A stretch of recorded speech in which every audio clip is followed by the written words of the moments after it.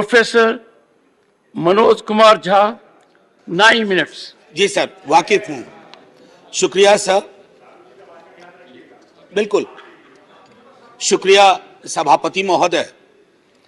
एक छोटी कहानी से शुरू करना चाहता हूं। हमारे विश्वविद्यालय में एक शिक्षक थे, वो कह रहे थे कि एक सेठ थे राजस्थान में, अचानक सांप सांप चिल्लाने लगे। तो लोग आए, बोले क्या हुआ? बोला देखो सांप अभी पेट पर से चल के चला गया। बोले काटा तो नहीं ना? बोला नहीं काटा नहीं, रास्ता देख गया है। So when I rise Professor, today, this is my quote. Everyone in the house knows. Note of your university. sir, ये तो मैंने कहा है। sir, Go ahead. sir, I would want all of you to give me uninterrupted time. I'll not speak anything which is going to prick you or disturb your rhythm. What I wanted to say, sir, असल में कई वर्ष पूर्व भी देखा इस देश में, आज भी देख रहे हैं। जब बहुत बड़ी सत्ता आती है ना, तो कई ख्यालात आते हैं। कुछ अच्छे होते हैं और कुछ लगता है जिसको हम कहते हैं लोएस्ट हैंगिंग फ्रूट। मैं और मेरी कलीग, सीनियर कलीग जया जी, हम लोग बात कर रहे थे, इतने पावर का करोगे क्या? कम है क्या? इतने राज्यों में सरकार है, केंद्र में सरकार है, 303 का बहुमत है। उसके बावजूद अगर किसी निर्वाचित सरकार को लेकर के ये आपकी प्रणाली हो, कार्य प्रणाली हो, जहां की सुप्रीम को 11 मई को सुप्रीम कोर्ट का ऑब्जर्वेशन हुआ, मेरे कई कलीग कह चुके हैं। संभवतः हमारी सरकार ने सोचा होगा कि वेकेशन में जाने से पूर्व उनको कुछ ऐसा पकड़ा दो कि अवकाश में भी वो सोचते रहे इसके बारे में। तो उन्होंने 19 मई को ये ऑर्डिनेंस लेकर के आए। तो अब जजों का काम था कि इस पर लगातार सोचते रहे। सर, इससे पहले कि मोटा मोटी कुछ बिंदु पे मैं आऊं, मेरे कुछ साथी वो जिन्होंने लोकसभा में वोट किया है, most likely they will do the same here. हालांकि लोकसभा के बारे में मैं जिक्र नहीं करना चाहता था, माननीय सभापति महोदय, डाइवर्सिटी शब्द का आप बहुत जिक्र करते हैं, हम सब उसमें रिजॉइस करते हैं, हमारी प्राइड है वो। लेकिन एक मंत्री महोदया डाइवर्सिटी बोलते बोलते बोल गई कि इंडिया इज कॉम्प्लिकेटेड। सर, बचपन से लेकर आज तक इंडिया कॉम्प्लिकेटेड नहीं लगा कभी। ये रिकॉर्ड में है पार्लियामेंट के, इसलिए मेरी चिंता है। इंडिया कॉम्प्लिकेटेड नहीं है सर, बड़ा सहज स्वभाव है इंडिया का, महासागर वाला है सर, सब कुछ समा जाता है, मजहब हो, धर्म हो, जाति हो, कौम हो, कोई हो। लेकिन इसको जब तालाब बनाने की आप कोशिश करते हैं तो महासागर तालाब नहीं बनना चाहता। सब फॉर ऑल दोज फ्रेंड्स, बड़ी अच्छी अच्छी बात कही, equi distance. Sir, equi distance का मतलब होता है न्यूट्रलिटी। जब चूहे की पूंछ पे हाथी का पांव पड़ा हो तो न्यूट्रलिटी उस चूहे से पूछिए कि उसको कैसा लग रहा है। तो मैं समझता हूं, इसलिए सर एक शेर अर्ज किया है, आज बड़े शेर पढ़े गए हैं, सुधांशु जी ने पढ़ा, तो मैं भी एक अर्ज करता हूं सर। ये पड़ोस के मुल्क से आया है। तुम तकल्लुफ को भी इखलास समझते हो फराज, तुम तकल्लुफ को भी इखलास मतलब ट्रू फ्रेंडशिप, तुम तकल्लुफ को भी इखलास समझते हो फराज। दोस्त होता नहीं है हर कोई हाथ मिलाने वाला, आपकी पेश नजर है जी।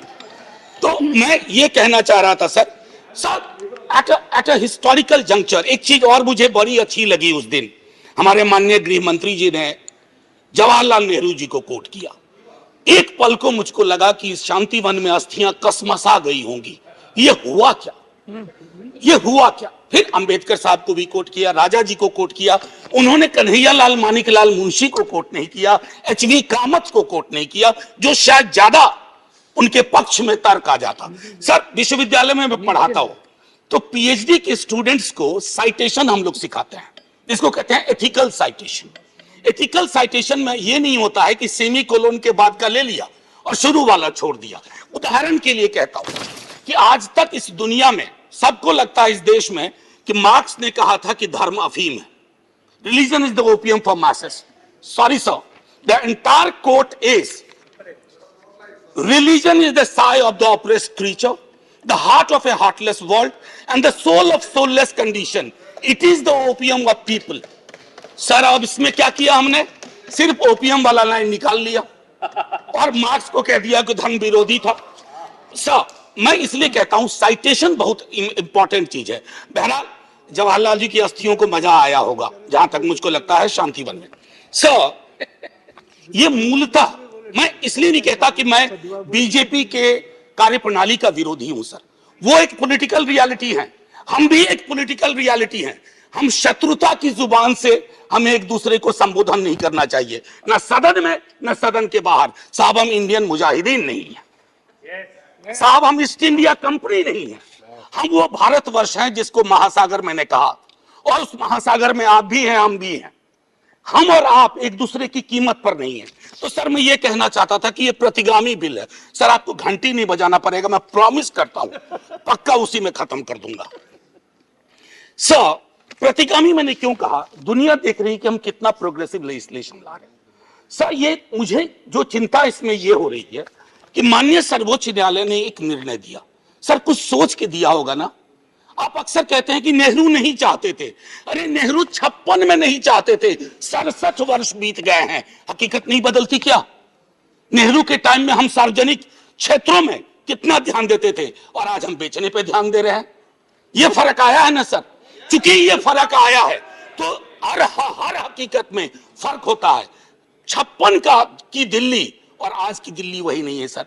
सर मैं तो अरविंद केजरीवाल जी का बिल ही नहीं मानता, दिल्ली गवर्नमेंट का बिल ही नहीं मानता हूं।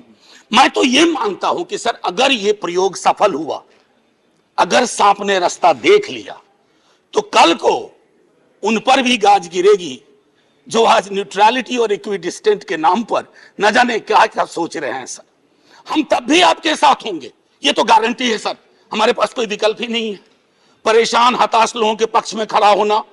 हम तो कश्मीर चल रहा था, उस वक्त आम आदमी पार्टी ने कोई और पोजीशन लिया था, आज उनको समझ में आ रहा होगा कि क्यों उस वक्त वो पोजीशन लिया। और आज मैं ये कह रहा हूं कि कल को किसी राज्य के साथ होगा, हम आपके साथ होंगे। सर सेपरेशन ऑफ पावर को लेकर के मेरे कई कलीग कह चुके हैं, मैं कुछ नहीं कहना चाहता, बस ये 3 चीज कहूंगा सर। अगर ब्यूरोक्रेट्स मिनिस्टर को उत्तरदायी नहीं है सर, ये अराजकता को जन्म नहीं देगी क्या। मैं दिल्ली की जनता, अगर मैं दिल्ली सरकार हूं, मैं दिल्ली की जनता के लिए उत्तरदायी हूं। जैसे राघव कह रहे थे, अगर कोई विसंगति कहीं आती है एलजी साहब के पास जाऊं सर, वो चुनाव जीते। हालांकि मैं जानता हूं कि इस देश में गवर्नर्स और लेफ्टिनेंट गवर्नर्स की भूमिका में विस्तार हो गया, अब तो वो राज्यों के नाम बदल दे रहे हैं। सर आपकी मुस्कुराहट इंगित कर रही है कुछ। मैं ये कहना चाह रहा था सर, और मैं समझता हूं कि ये बात मैं कह करके, और 239AA के बारे में जो बातें कही गई हैं मैं उसको दोहराना नहीं चाहता, सिर्फ मैं एक चीज पे आऊंगा, कोरम। सर ये कमाल का कोरम हुआ, 3 में से 2 होंगे। मुख्यमंत्री बेचारा चेयरमैन है, बहुत अच्छी बात कही उन्होंने, चेयरमैन विदाउट चेयर। मुख्यमंत्री चेयरमैन है, वो अगर 2 मिनट लेट भी पहुंचेंगे तो कोरम डिसाइड कर लेगा क्या करना है दिल्ली के लिए। Sir it is not quorum, it is actually an instrument to decimate the very idea of elected government. Sir sir घंटी मत हो जाइए, केशव राव जी की श्रेणी में 1.5-2 मिनट और ले लूंगा। सर एक सोल डिस्क्रिशन का मामला आया है, सोल डिस्क्रिशन, और ये मैं आग्रह करूंगा माननीय गृह मंत्री जी से, हमारी महामहिम राष्ट्रपति के लिए भी जो संदर्भ आते हैं ना, to aid and advice of the cabinet और द मिनिस्ट्री, सर उनका भी सोल डिस्क्रिशन नहीं होता है। ये तो एक तरह से मुझे सोललेस डिस्क्रिशन दिख रहा है, आत्मा विहीन डिस्क्रिशन। सर ये उसमें नहीं फिट बैठता है। सर एक और चीज, मैं अभी कल गूगल कर रहा था सर, फेडरलिज्म पर 2 बहुत महत्वपूर्ण कोट मिले इंटरेस्टिंग लोगों के, एक चंद्रबाबू नायडू जी का, एक नवीन पटनायक जी का।